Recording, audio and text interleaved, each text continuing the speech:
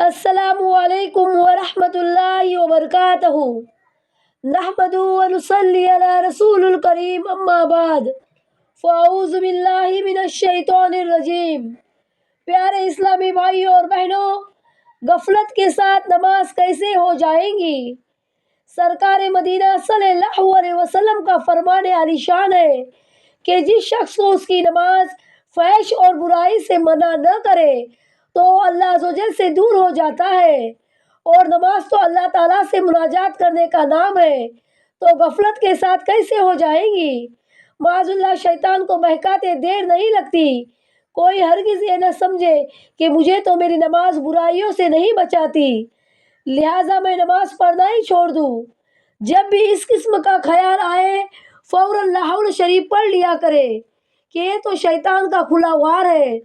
نماز آتی ہو یا نہ آتی ہو، اللہ عز و جل کی بارگاہ میں ہی اگر ہم نے سر نیاز جھکانا چھوڑ دیا تو پھر ہم سے بڑھ کر بے عقل، احمق اور نادان کون ہوگا؟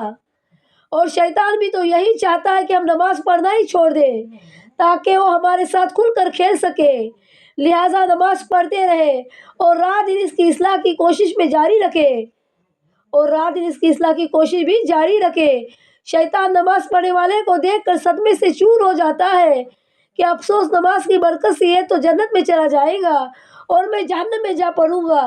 اس سلسلے میں سرکار دو عالم صلی اللہ علیہ وسلم کا فرمان عالی شان ہے، جب انسان سجدہ کرتا ہے تو شیطان روتا ہوا بھاگتا ہے اور کہتا ہے افسوس، انسان کو سجدے کا حکم ہوا، اس نے سجدہ کر لیا اور اس کو جنت ملی، مجھے سجدے کا حکم ہوا، میں نے انکار کیا اور مجھے جہنم ملی۔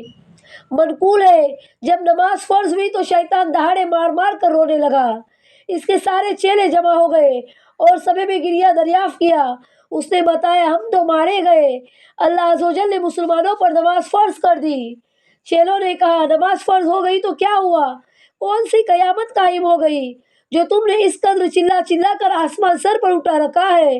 شیطان نے جواب دیا، میرے بدھو چیلوں، تم نہیں سمجھے، ہائے سمجھدار مسلمان تو نمازیں پڑھیں گے اور نماز کی برکت سے گناہوں سے بچ جائیں گے اور میرے ہاتھ سے نکل جائیں گے۔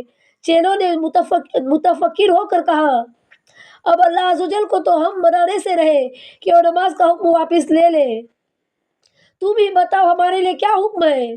جواب دیا، انہیں مت پڑھنے دو نماز، جب کوئی نماز کے لیے کھڑا ہو جائے تو اس کو گھیر لو، ایک کہے دائیں طرف دیکھ، دوسرا کہے بائیں طرف دیکھ، اس طرح اس کو الجھا ڈالو۔ پیارے اسلامی بھائیوں اور بہنوں، دیکھا آپ نے نماز سے شیطان کس قدر خوف زدہ ہے، نمازی سے ڈرتا ہے، تو اگر اس کے دھوکے میں آ کر کسی نے خدا نخواستہ نماز کو چھوڑ دیا تو یہ بہت برا ہوگا، بہت ہی برا ہوگا۔ لہٰذا نماز پڑھنے کا سلسلہ جاری رکھیے اور اس کی اصلاح کی بھی کوشش کرتے رہے۔